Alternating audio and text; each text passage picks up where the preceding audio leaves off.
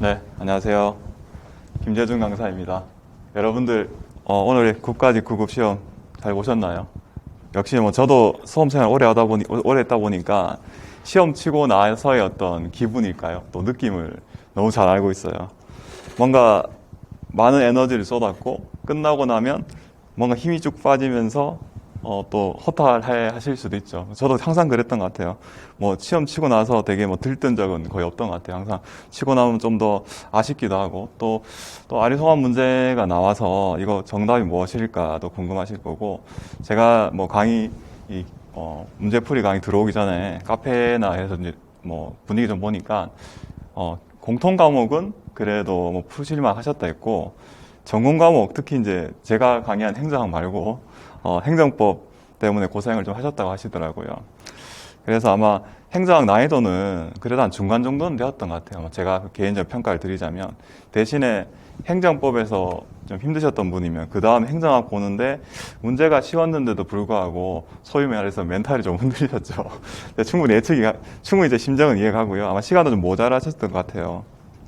그래서 뭐 행정학은 뭐 그렇게까지 무리는 없었지만, 지금 채팅창 제가 지금 뭐 라이브 강의니까 채팅창은 다 보고 있어요. 그리고 저 채팅 보면서 혹시 궁금하신 거 있으시면 제가 바로 답변을 드릴 수 있는 거면 바로 답변을 드릴 거고요. 뭐 그렇지 않은 거면 제가 좀 검토를 해가지고 좀 말씀을 드릴게요. 그래서 지금 여러분들이 아마 지금 시점은 아마도 이제 시험 끝나고 나서 에너지 다 없으시고 식사를 하신 분도 계실 거고 안 하신 분도 계실 거고, 그래서 지금 이제 에너지 풀린 상태에서 이제 강의 답이 어땠나 좀 궁금하셔가지고 제가 아마 영상 보고 계실 거예요. 네, 하나하나 좀 살펴볼게요. 첫 번째 문제였죠. 직업 공무원제의 특징으로 옳지 않은 것은 이었어요. 참고로 제가 문제 공개되기 전에 다 파워포인트를 만들다 보니까 좀 오타가 좀 있을 수 있어요. 미리 좀 양해를 좀 부탁드릴게요. 여기 보니까 첫 번째 선지, 직무국 중심의 보수 체계. 두 번째, 능력 발전의 기회부여. 세 번째, 폐쇄형 충원 방식. 네 번째, 신분 보장. 물론 직업공무원제가 100% 계급제 형태로 운영되는 건 아니지만 직업공무원제는 기본적으로 계급제에 가까워요. 그래서 조직의 중상위 계급보다는 최하위 계급으로 채용하죠. 주로 우리나라도 마찬가지죠. 기본은 직업공무원제로 채용하고 있고 폐쇄형으로 운영을 하고 있죠. 그래서 이런 같은 경우에도 기본적으로 계급제다 보니까 직무급이 아니죠. 직무급이 아니라 보통 계급이나 근무 연령을 가지고 보수를 측정하게 되어 있죠. 밑에 키워드 좀 보면 조직의 중상위 계급보다 최하위 계급으로 채용해서 상위 계급으로 승진하는 폐쇄형 이용이 기본이에요. 여러분들도 오늘 우리나라 마찬가지죠. 구급공채가 대다수잖아요. 채용한 방법으로. 자, 그리고 신분 보장이나 적절한 보수, 연금 등 이런 것들이죠. 이런 키워드였기 때문에 정답은 1번이었고 아마 정답 고르시는데 크게 어려움 없으셨을 거예요. 자. 두 번째죠. 정책 유형 중에서 정책 목표에 의해서 일반 국민에게 인적, 물적 자원을 부담시키는 정책은, 학자마다 정책 유형 분류를 달리하고 있죠. 자, 그런데 내용물을 보니까 추출 정책이들이죠. 추출 정책. 제가 여러분들이 두 문자, 행정학 공부하시든 뭐 행정법을 공부하시든 수험 공부하시다 보면 두 문자 공부를 좀 많이 하셔야 되잖아요. 그죠? 자, 알상추분규죠. 알상추분규. 그래서 펜 좀 해볼게요. 제가 알상추분규죠. 그죠?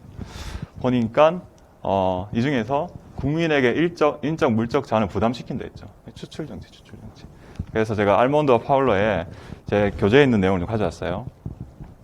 정부 체제를 유지하기 위해서 인적, 물적 자원을 동원한 정책이 되어 있죠. 제가 뭐 제 교재 내용도 여기 있는 내용 자체가 뭐 제가 임의로 적은 게 아니고요. 다른 기출문제에 표현됐던 것을 제가 그대로 가져온 거예요. 그래서 여러분들이 기출문제 잘 보셨다면 이 문제 추출 정책 고르는데도 역시나 크게 무리는 없었을 것 같아요.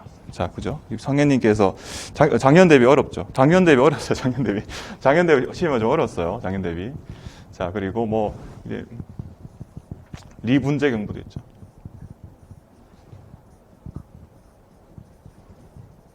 로분구 규제도 있죠. 로분구. 이런 것들.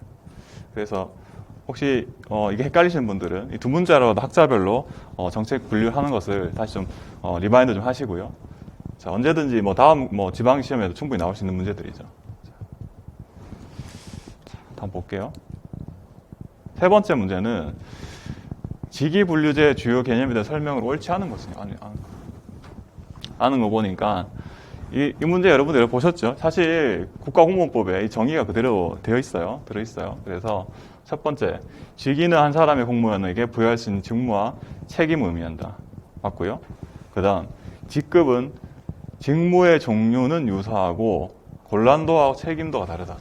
여기죠. 곤란도하고 책임도가 서로 다른 군을 의미한다. 했는데 얘는 직렬에 대한 설명이에요. 직렬. 자, 그래 직급은 어떻게 정의되어 있냐면 직위가 내포하고 있는 직무의 성질 및 난이도, 책임도 정도 다 유사한 거예요. 다 유사한 거고 그래서 직위 집단으로서 채용과 보수에서 동일하게 다룰 수 있다 돼 있죠. 자, 그래서 정답은 2번이고 이 문제 역시 마찬가지였죠. 여러분들 과거 기출문제 보셨다면 쉽게 풀 수 있는 문제였어요.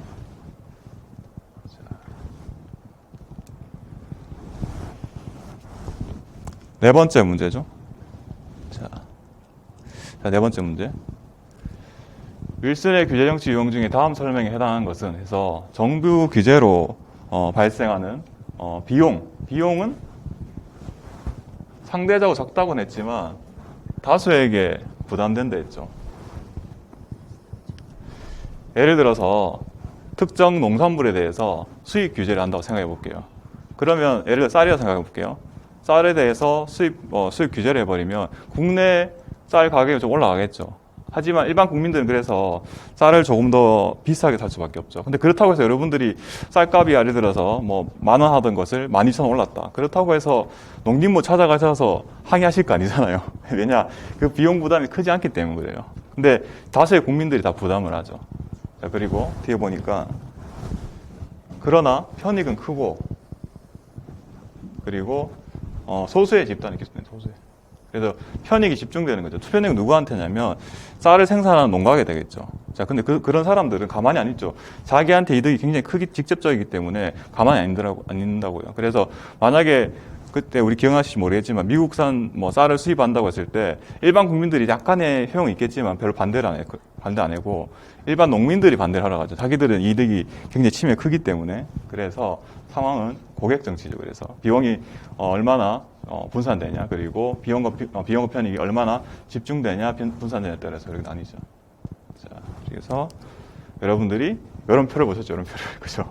그래서 지금은 고객 정치고요. 그래서 다시 기초선진 당을 보면 응집력이 강한 소수의 편익 수혜자가 논리가 투입될 수 있죠. 예를 들어 수입 농산물이라면 농가의 어떤 이해관계가 많이 투입될 수 있죠. 그래서 이런 이익을 보는 소수의 편익 수혜자가 로비 활동을 많이 하죠. 그러다 보니까 이 규제기관이 피규제기관에게 포획되는 현상이 발생할 수 있죠.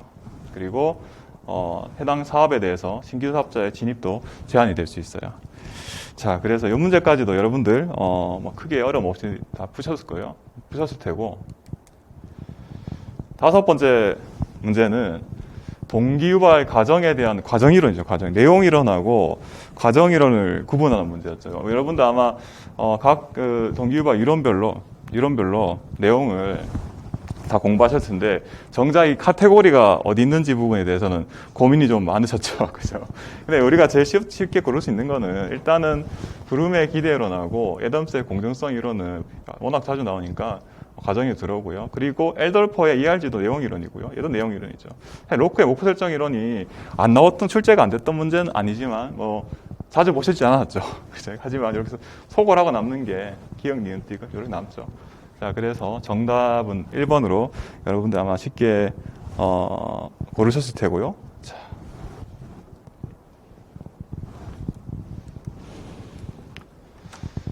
다음 문제 볼게요.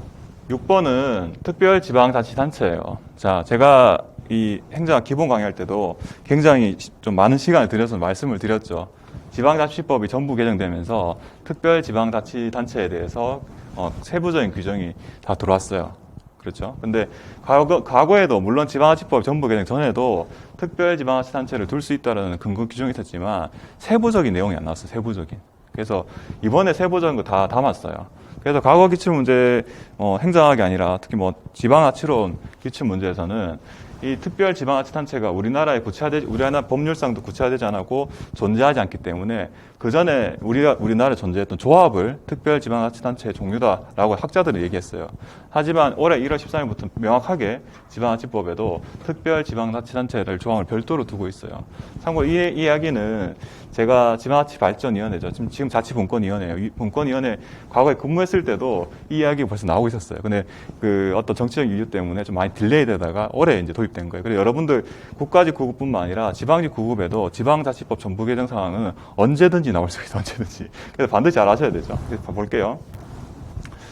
2개 이상의 지방자치단체가 공동으로 특정한 목적을 위해서 광역적 사무가 처리가 필요할 때는 특별지방자치단체를 설치할 수 있다.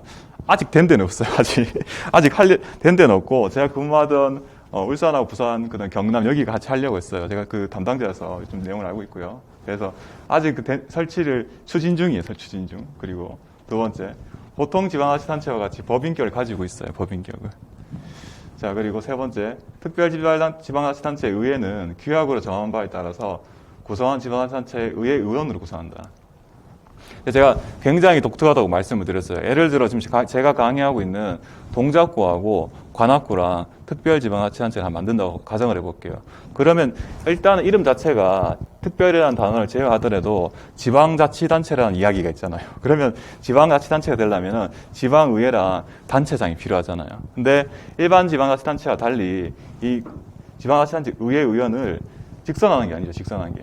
그냥 규약에 따라서 구성하는 지방자치단체 의회 의원이 되는 거죠. 그래서 관악구나 동작구 의원분들이 그대로 특별지방자치단체 의원이 되고, 그리고 이제 단체장 부분이 있죠. 단체장 부분이 있는데, 사실은 단체장은 해당 그 단체장이 겸할 수 있어요. 자, 조항을 볼게요. 자, 지방자치법 199조부터 해서 제가 방금 말씀드린 내용들이 있고요. 그리고 법인으로 한다 돼 있고요. 그리고 의회 조직 등 나오죠. 특별지방자치단체 의회는 규약으로 정하는 바에 따라서 구성지방자치단체 의회 의원으로 구성한다. 그리고 이렇게 되죠. 특별지방자치단체 장은 규약으로 정한 바에 따라서 특별지방자치단체 의회에서 간선하는 거예요. 직선하는 게 아니라. 자, 선출한 데 있고, 마지막에 이 조항이 정답선지죠. 구성지방자치단체 장은 109조에도 불구하고 특별지방자치단체 장을 겸할 수 있다. 자, 그래서 여러분들 법령, 제가 항상 강의 말씀드렸죠. 법령을 읽어보셔야 돼요. 특히 지방자치법이랑 국가재정법 정도는. 자, 7번 문제예요. 7번 문제가 제가 얼뜻 보니까 애매하다 하셨나요? 저도 사실 좀 애매했는데, 근데 지금 뒤에 보니까 기술이란 말이에요. 기술. 여기 제가 이거 좀 예시를 말씀을 좀 드릴게요. 여러분도 아마 출제가 많이 되었으니까 나카무라와 스무르드의 정책 결정자 집행자의 관계에 대해서는 잘 아시고 계실 거예요. 하지만 여러분들 표현이 좀 다르죠. 표현이. 그래서 일단은 고지협재관, 제가 할 때마다 암기를 말씀드리죠. 고지협재관. 고지협재관.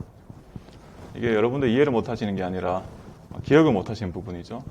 고전적 기술자형은 정책 결정자가 목표도 구체적인 목표랑 그다음 수단을 다 정해주는 거예요. 수단. 자, 그리고 이 4번 정답선지 4번이에요. 지시적 위험형은 목표는 정해주는데 수단은 구체적으로 정해주는 게 아니라 대체적 방침만 정해요. 대체적으로. 그래서 보면은 구체적인 목표와 수단을 정해준다고 했기 때문에 사실 선지 4번이 틀린 이유는 고전적 기술자에 대한 내용이죠. 그러면 1번이 대체 왜 틀렸냐? 여기 기술적인 수단이 뭐예요? 기술적인 이 수단이 아니라 예를 들어 이런 거예요. 정책 결정자가 이제 뭐 목표로서 우주 산업을 선도하자 이렇게 목표 정하고요. 그 수단으로서 화성 탐사를 정해볼게요. 화성 탐사. 그래서 이제 결정자가 우리나라도 우주로 나가야 된다 이래 놓고 화성 탐사 가자고 수단을 정했어요. 근데 결정 다 했는데 집행자가 화성 탐사를 갈 수 있는 기술적 능력이 부족해. 그럼 어떻게 해요? 그러면 정책 실패해요. 그렇기 때문에 기술적인 수단을 정책 집행자에게 강구하는 역할을 한다. 그래서 맞는 표현이 되는 거예요. 그래서 정답은 4번이고요. 자, 좀 지우고요. 그래서 애매한 문제가 이거였나요? 또 있나요? 자, 그럼 제가 채팅창을 보고 있으니까 여러분들 궁금한 거 있으시면 채팅 남겨주시면 제가 답변을 드릴게요. 자, 그리고 목표 관리제에 대한 설명으로 옳지 않은 것을 모두 고르면 옳은 것을 자, 그래서 목표 설정 과정에 부하와 상사가 참여를 하죠. 이게 중요한 키워드였고요. 그리고 중장기 목표보다는 단기 목표, 단기. 자, 그래서 탈락. 자, 그래서 이제 사실 기업 고르시고요. 니은 탈락하면 바로 정답이 나오죠. 정답이 나오죠. 자, 그래서 특히 계량적인 목표죠. 계량적인 목표. 자, 그래서 계량적인 구체적인 목표예요. 자, 그래서 니을 탈락 남는 게 기억 디귿이죠.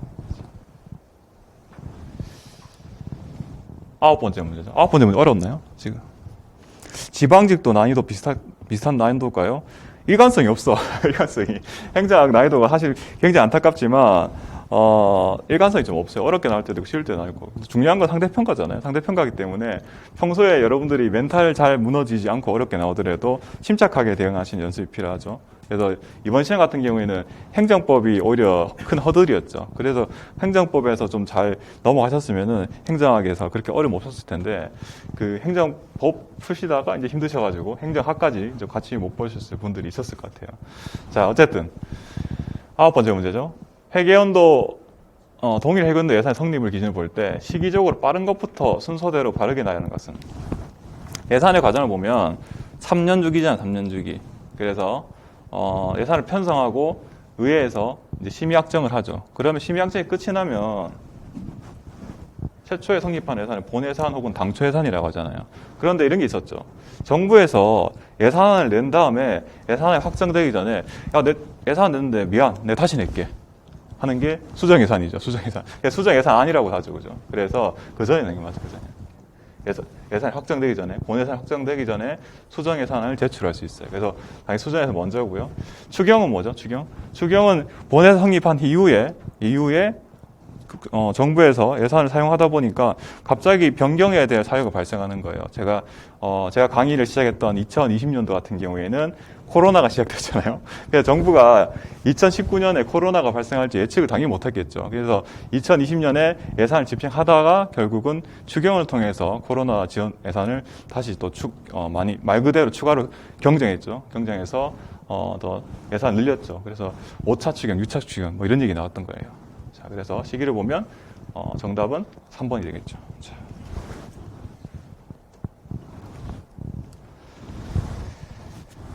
자, 10번 문제 굉장히 길죠. 잘 보이지도 않죠. 자, 그래서 아마 시간이 많이 걸렸을 확률이 높아요. 보니까 가부터 라의 행정 이론 등장한 시기를 순서대로 바르게 나열한 것은 했는데 볼게요. 정부와 공공부에 참여한 다양한 참여자들의 네트워크 강조하고 있고 정부는 네트워크를 관리하는 조종자 입장이 있다. 유고번스러운 것 같죠? 유고번스러운. 80년대 유고고요. 두 번째요. 나는 행정의 지적 이기를 지적하면서 인간을 이기적이고 합리적 존재. 그리고 서비스 간의 기관 간 경쟁과 고객의 선택이라는 단어 나오죠. 공공선택론 얘기예요. 시기가 70년대고요. 그 다음 정치는 국가 의지를 표면하고 정책을 구현한 것이며 행정은 이를 실현하는 관리 활동이다. 과거 기출 문제 그대로 나왔죠. 군노가 말했던 얘기예요. 1900년대고요. 그리고 왈도 나오죠. 왈도 보시자마자 이거 신행정론 얘기겠구나. 그래서 가치와 형평성을 중시하면서 사회 문제 해결에 대한 현실적 적합성을 갖는 새로운 행정학 정립을 시도했다. 신행정론이죠. 그래서 60년대. 순서대로 이으시면 정답이 나오겠죠. 지우고요. 11번째 문제는 여러분들 많이 보셨던 문제죠. 정말 많이 보셨던 문제죠. 그래서 보니까 예산 집행의 신축성을 유지하기 위한 제도로 옳지않은 걸 했죠. 신축성. 그래서 원래는 예산이란 것은 한 회계연도 안에 그리고 그 목적에 따라서 다 사용을 해야 되죠. 그리고 규모에 따라서. 계속비는 뭐죠? 한 회계연도 안에 해결 안 나는 것들이죠. 뭐 대규모 통업공사나 아니면 뭐 연구개발 사업 등 한 회계연도에 끝나지 않은 사업을 다 수년에 걸쳐서 지출할 수 있게 만드는 게 계속비였고요. 수입 대체경비는 예산 총계주의 원칙에 예상으로 나오죠. 원래는 모든 수입은 세입으로, 모든 지출은 세출로 계상을 해야 되는데 그렇지 않고 쓸 수 있는 것 중 하나가 수입 대체경비였어요. 자, 그리고 예산의 재배정인데 사실 이건 최근에 기출 문제 나왔죠. 그죠? 그래서 예산이 확정됐다고 해서 각 중앙관서에서 사용할 수는 없어요. 그래서 기획재정부에서 각 중앙관서장에게 예산을 사용할 수 있는 권한을 주는 게 예산의 배정이죠. 그렇게 사용할 수 있죠. 그리고 각 중앙간서장이 일선 부서에게 다시 예산을 사용할 수 있는 권한을 내려주는 게 예산의 재배정이에요. 그렇기 때문에 예산의 재배정은 예산의 신축성이 내용이 아니죠. 통제위죠, 통제위죠. 그래서 이체는 어떤 거죠? 이체도 마찬가지죠. 원래는 한 회계연도안에 다 예산을 사용을 해야 돼요. 그런데 불구하고 담당자가 보니까 이거 올해 돈 다 못 쓸 것 같은 거야. 저도 이체를 해봤는데 돈을 다 못 쓸 것 같으면은 다음에를 넘겨서 쓰는 거예요. 다음 회계연도를 넘겨서 사용하는 게 이체예요. 그렇기 때문에 신축성이죠. 원래는 넘기면 안 되죠. 어떻게 되죠? 예산을 반납해야 돼요. 불용 되는 거, 불용. 자, 여러분들 아마 실무 일찍 하셔서 실무 보시면 다 겪게 되신 문제예요. 특히 이체 부분은. 자, 그 다음 문제 좀 볼게요. 정부기관의 변천에 대한 설명으로 옳지 않은 것은 했죠. 자, 그래서 보니까 사실 여러분들 다른 선이 좀 모르셨더라도 하이에크라는 사람이 일단 학자가 과거 출제가 되었어요. 뭐 제 기본서에도 그대로 있는 내용을 제가 그대로 좀 가져왔거든요. 근데 먼저 다른 선지 좀 보고요. 19세기 근대 자유주의 국가는 야경 국가를 지향한다. 맞죠? 국가 개입 별로 안 하는. 그리고 대공황 이후 케인즈주의. 루즈벨트 대통령의 뉴딜 정책은 큰 정부가 아니죠. 정부가 그때부터 이 이후로 또 개입을 많이 하기 시작했죠. 그 전에는 작은 정부였다면 이후로는 또 큰 정부로 바뀌게 되는 계기가 되죠. 그리고 영국의 대처리즘, 미국의 레이거노믹스는 작은 정부를 지향하고 있어요. 자, 그래서 남는 게 4번이죠. 하이에크는 노예의 기회에서 시장 실패를 비판하고 큰 정부를 강조했죠. 시장 실패. 근데 어떤 내용이냐? 케인즈 주장을 반박하면서 정부의 시장 개입은 단기적으로는 효과적일 수 있지만 장기적으로는 시장의 효율성을 심각하게 훼손한다고 했어요. 즉 개입하지 말라는 얘기죠. 자, 그래서 정답은 4번이에요. 지우고요. 자, 그리고 13번 문제죠. 공무원의 신분의 변경과 소멸에 대한 설명으로 옳지 않은 것은 옳지 않은 거. 여러분들 볼게요. 직권 면직은 법률상 징계의 종류에 규정되어 있지 않다. 국가공무원법에 직권 면직은 없죠.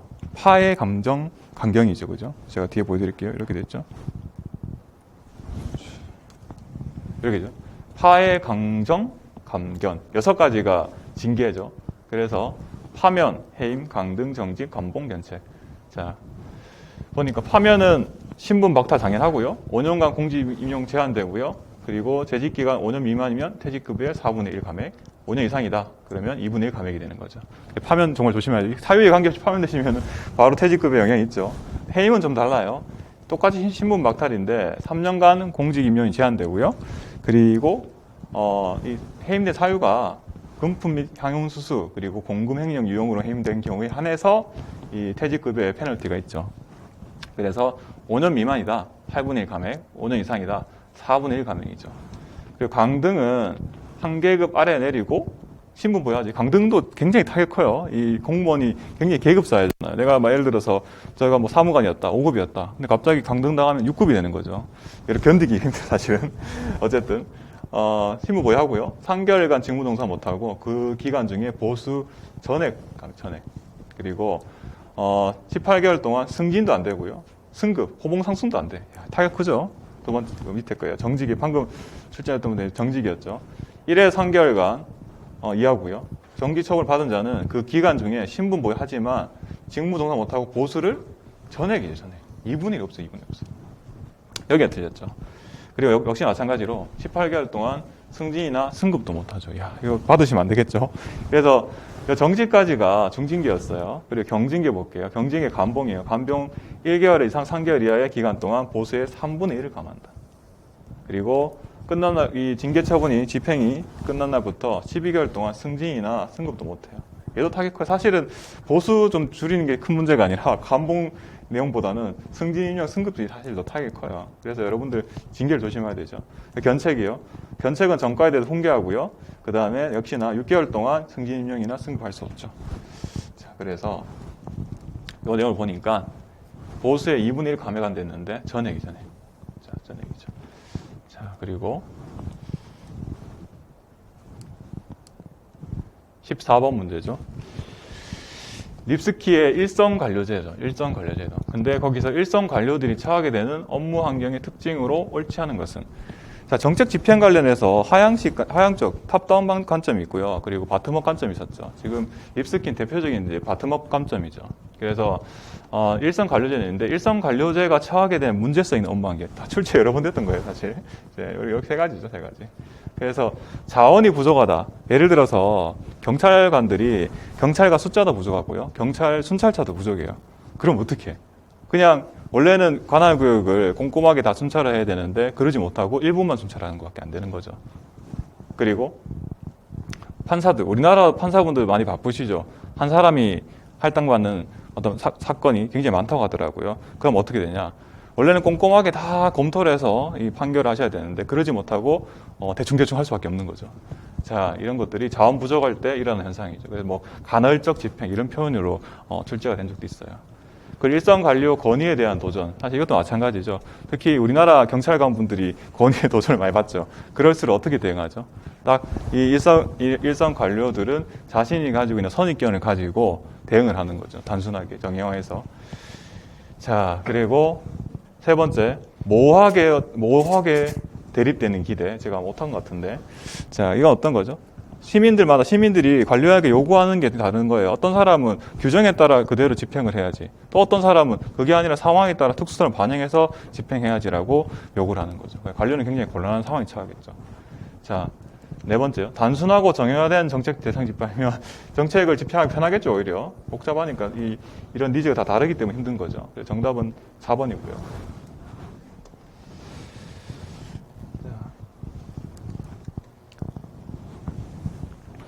15번 문제예요. 의사결정에 대한 설명으로 옳지 않은 것은? 맞죠? 첫 번째, 최종 모형은 정책 결정사의 합리성뿐만 아니라 직관, 판단, 통찰 등과 같은 초합리성을 아울러 고려한다. 이거 맞죠? 초합리성. 자, 잠깐만요.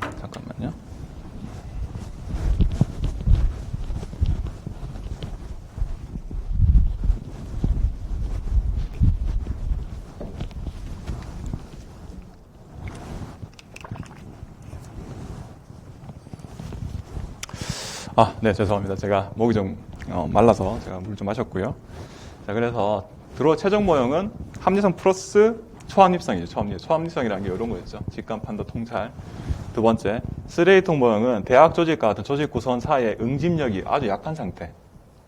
즉, 무정부 상태에서 의사결정이 이루어지죠. 그래서 집단적 차원의 의사결정 중 대표적인 게 쓰레기통 모형이었어요. 그러다 보니까 특히 대학 교수님들 모아놓으면 어떻게 되죠? 협의가 잘 안 돼. 전부 각자 자기 이야기만 하시죠. 응집성이 높단 말은 L이 굉장히 높다. 그러면은 비록 집단적인 차원의 의사결정이 하지만 한 방향으로 쫙 움직일 수 있는 거예요. 그죠? 그래서 이 쓰레기통 모형이 그 대조적인 것들이죠. 응집력이 굉장히 약한 경우죠. 자, 세 번째 편지 보니까 점증 모형이 나와요. 점증 모형. 실제 정책 결정이 크게 못 바뀌는 거예요. 크게. 왜냐? 이해관계자가 많기 때문에. 그래서 정치적 합리성이라는 표현도 나오죠. 실제 정책 결정이 점증적 방식으로 이어질 뿐 아니라 정책을 점증적으로 결정한 것이 바람직하다고 입장을 견지한다. 그렇죠? 그래서 합리 모형과 가장 비교가 많이 되는 게 점증 모형이었어요. 자, 네 번째 회사 모형이 틀렸죠. 근데 여러분들 뒤에 내용만 틀렸어요. 기술된 부분만. 회사 모형은 조직의 불확실한 환경을 회피하고 조직 내 갈등을 극복하기 위해서 장기적인 전략과 기획의 중요성을 강조했거든요. 근데 다른 기초 선지를 보면은 조직이 환경에 단기적으로 대응한다. 단기적 전략보다는 단기적 대응을 훨씬 강조하기 때문에 정답은 바로 4번이 되는 거죠.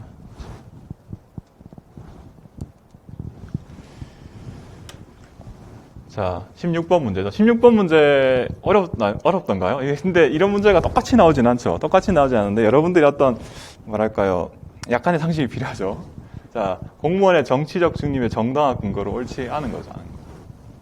보니까 역관주의 폐해를 극복할 수 있죠. 정치적 중립성을 유지하면서. 그래서 전문성을 제고할 수 있다. 되고요. 공무원은 국민 전체 이익을 위해서 공평 무사하게 봉사해야 하는 것을 하는 신분이다. 맞고요. 그래서 정치적인 영향력을 받지 않고 국민들을 위해서 봉사하도록 만드는 게 정치적 중립의 근거 이유예요. 그런데 그러다 보니까 정치적 기본권이 강화가 아니라 이제 약화돼, 약화. 그래서 여러분도 어때요? 우리 국가공무원 등을 보면 정치 활동이 굉장히 제한돼 있잖아요. 그러니까 예를 들어서 제가 예전에 기억나는 게 공무원들이 페이스북에 정치 관련 글에 좋아요 누른 거 가지고도 좀 이슈가 된 적이 있어요. 그만큼 정치적 중립성을 좀 강조하고 있죠. 그러다 보니까 정치적인 기본권이, 나도 정치적인 어떤 의견을 표명할 수 있는 하나의 개인인데 공무원이라는 이유 하나만으로 그런 게 굉장히 일반 국민들보다 많이 제한되죠. 그래서 약화되는 거죠. 그래서 틀렸고요. 자, 그리고 공명선거를 통해서 민주적인 기본 질서를 제고할 수 있다. 그래서 예전에 이런 우리가 민주주의가 확립이 되기 전에는 공무원들이 정치적으로 어떤 동원도 되기도 하고 하죠. 그래서 정치 중립성이 철저하게 보장이 돼야지 선거도 공명한 선거를 치를 수 있는 거예요. 자, 그래서 정답은 3번이었고요. 지우고요. 17번 문제도 여러분들 선지 3번은 조금은 이제 아마 속을 하고 고르실 분도 꽤 계셨을 것 같아요. 보니까 지방교부세죠. 지방교부세는 기본적으로 지역 간 재정력 격차를 완화시키는 재정 균등화 기능을 수행하죠. 그래서 재정의 지수를 보고 살림살이 좋은 데는 조금만 주고 살림살이가 안 좋은 데는 많이 주죠. 지방교부세. 그래서 행안부에서 총괄을 하고 있어요. 그래서 내려줄 때, 그래서 이제 지역 간 격차다고요. 그래서 수평적 조정 기능을 하죠. 수평적 조정. 그런데 하나 더 있죠. 중앙에서 지방으로 내려준다는 측면에서는 수직적 조정도 같이 하고 있어요. 근데 국고보조금이랑은 좀 다르죠. 국고보조금은 일반적으로 정률 보조예요. 그래서 살림살이가 좋다고 해서 더 비율을 적게 주거나 살림살이가 뭐 안 좋다고 해서 비율을 더 많이 주거나 이러진 않아요. 그렇기 때문에 국고보조금하고 좀 성격이 좀 다르죠. 자, 그리고 지방교부세는 4가지 있죠. 보통교부세, 특별교부세, 부동산교부세, 소방안전교부세 4가지고요. 여러 번 이게 출제됐죠. 자, 그래도 부동산교부세는 부동산 종합정부세죠. 정부세 재원을 해서 전액 지방자치단체로 교부하죠. 이 내용이죠. 결국은 국가에서도 지방자치단체 지방교부세를 줄 때 자기 주머니가 있어야 되죠. 자기 주머니가. 그래서 그 주머니가 부동산 교부세 같은 경우에는 종부세죠. 종부세를 가지고 받아서 지방에 내려주는 거예요. 정답 3번인데 신청주의를 원칙으로 해서 각 지방간서 예산에 반영돼야 된다. 신청주의 말 그대로 지방자치단체에서 지방교부세 신청을 해야 주는 거죠. 이게 신청주의잖아.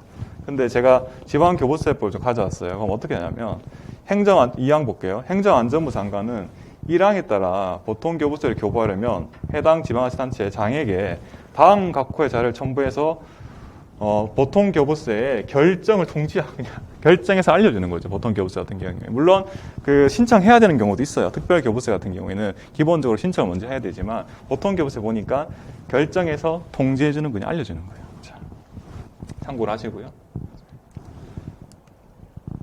18번 문제죠. 18번 문제는 정보문평가 기본법이에요. 이 기본법이 여러 번 출제됐죠. 그래서 정책 파트에서 제가 법령 강의를 말씀드릴 때, 정보평가 기본법을 잘 보라고 항상 말씀을 드렸어요. 보니까 특정평가는 이랬죠. 국무총리가 중앙행정기관과 공공기관을 대상으로 국정을 통합적으로 관리하겠다 했는데 실제로 정무평가법이 어떻게 되어 있냐면 국무총리는 2 이상의 중앙행정기관 관련 시책이나 주요 현안 시책, 혁신관리 및 대통령 영이 정하는 대상 부분에 대해서 특정평가를 지시하는 데 되어 있죠. 자, 그래서 내용이 다르죠. 대상이 전혀 다르죠. 자, 그래서 국정을 통합적인 운영이 아니라 이런 부분에 대해서 특정 평가를 하게 돼 있어요. 근데 사실 이런 표현을 해서 과거 기출문제 그대로 틀린 사진 나온 적이 있어요. 여러분들 기출문제 풀어보셨으면 그럼 내용을 잘 아실 거고요. 자, 지울게요. 19번 문제도 오히려 이런 게 기출문제 안 풀어줬으면 어렵죠. 그죠? 결사모 재무제표. 국가 중앙정부 결산 보고서상에 재무제표에 대한 문제가 나와버려서 18번 헷갈릴 수 있어요. 충분히 헷갈릴 수 있죠. 헷갈릴 수 있어요. 네, 여러분들이 기출문제 많이 풀어보셨으면 똑같은 문제 사실 나왔거든요. 참고하시고요. 야, 이제 재무제표인데 얘기하기 좀 어렵죠. 이것도 법령 모르면 어렵잖아요. 제 책에도 있긴 한데 제가 디테일하게 막 다뤄드린 적은 없어요, 사실. 보니까 국가회계법에 있어요. 국가회계법에 제14조를 보면 결산 보고서는 다음 각호의 서류를 구성한다 해놓고 쭉 해서 재무제표는 재정상태표랑 재정운영표 그리고 순자산 변동표 3가지로 구성되어 있어요. 명시가 되어 있어요. 그래서 국가회계법의 내용 보셨으면 아셨을 테고 사실 국가회계법이 아니라 과거 출제됐던 적이 있기 때문에 그 기출문제를 많이 보셨던 분들이면 그래도 고르시기가 용이하셨을 것 같아요. 자, 드디어 마지막 문제죠. 전자정보법에서 정의하고 있는 다음 개념은 자, 전자정보법이 굉장히 출제가 많이 되고 있어요. 작년 지방직이었나? 제가 헷갈리긴 한데 최근 문제에서 전자정보법이 또 어렵게 나왔어요. 지역적으로. 근데 올해도 또 국가직 9급의 전자정보법이 나왔어요. 사실은 정보화 파트에서는 어떻게 보면 상식적으로 푸는 문제가 아니면 좀 어렵게 나오면은 전부 다 법령 문제죠. 특히 전자정보법이 가장 출제가 많이 된다고 제가 말씀을 드렸는데 아마 이건 아셨을 거예요. 정보기술 아키텍처라는 그 내용을 아셨을 텐데 이게 내용이 뭐 구체적으로 이해를 하신다기보다는 전자정보법상 정의가 다 돼 있어요. 한 번 더 읽어보셨으면 고르실 거고 그리고 내용 보시니까 뭐 전자문서는 아닌 것 같고 자원도 아닌 것 같고 해서 속아하셔가지고 유치하셔가지고 보신 분들이 계실 거고 사실 출제도 된 적이 있어요. 이렇게 정의를 해서 자 한번 보여드릴게요. 전자정보법 제2조 정의 중에 제가 여기 출제됐던 선지만 가져왔는데 전자문서란 컴퓨터 등 정보 처리 능력을 지닌 장치에 의해서 전자적인 형태로 작성되거나 송수신되거나 저장되는 표준화된 정보를 말한다. 돼 있고요. 정보자원이란 행정기관들이 보유하고 있는 행정정보 이런 것들이죠. 그리고 이제 출제된 여기죠. 정보기술 아키텍처. 그래서 일정한 기준과 절차에 따라 업무 응용, 그리고 데이터, 기술 보완 등 조직 전체의 구성 요소들을 통합적으로 분석한 뒤 이들 간의 관계를 구조적으로 정의한 체제 및 이를 바탕으로 정보화 등을 통해서 구성 요소를 최적화하기 위해서 방법을 말한다. 자, 이것도 출제가 된 적이 있기 때문에 좀 아마 기본 기출 문제를 잘 풀어보셨으면은 정답을 골라내는데 어려움이 없었을 것 같아요. 자, 그래서 제가 행정학에 대해서 뭐 브리프하게 좀 제가 해설을 드렸고요.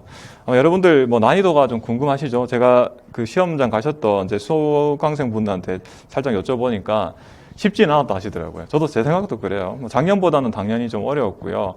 뭐 한 2020년 이 정도 국가직 시험 정도 되지 않았나 생각하고 있고 그래도 3개 이상은 틀리시면 안 될 것 같아요. 합격을 하시려면 올해 어쨌든 경력 29대 1, 30대 1 정도 됐기 때문에 자 그래서 이렇게 정리를 했고 그러면 이제 지방직까지 여러분들 남은 기간이 뭐 한 2달 좀 더 남았죠. 제가 올해 지방직 시험 그 경쟁률 보니까 정말 꽤 할 만한 지역들이 많더라고요. 뭐 경쟁률이 뭐 4대1 뭐 5대1 그 관련해가지고 4대 5대 정도면 여러분들 하실 만한 충분하게 초시생이시더라도 네 그래서 이렇게 좀 잘 정리하시고요. 행정학은 여러분들 기출문제만 잘 보셔도 돼요. 대부분 기출문제 나왔던 내용이고 기출문제 이외의 걸 공부하신다면 최근 바뀐 법령만 보시면 돼요. 제가 아까 특별지방자치단체 말씀드렸죠. 제 유튜브 영상에 지방자치 법령 개정해서 올린 영상에 보면 그것 그대로 나와 있어요.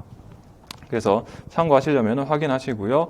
오늘 시험 보시느라 수고 많으셨고요. 그리고 주말까지만 잘 쉬시고요. 또 지방직까지 또 열심히 하셔야겠죠. 네, 수고하셨습니다.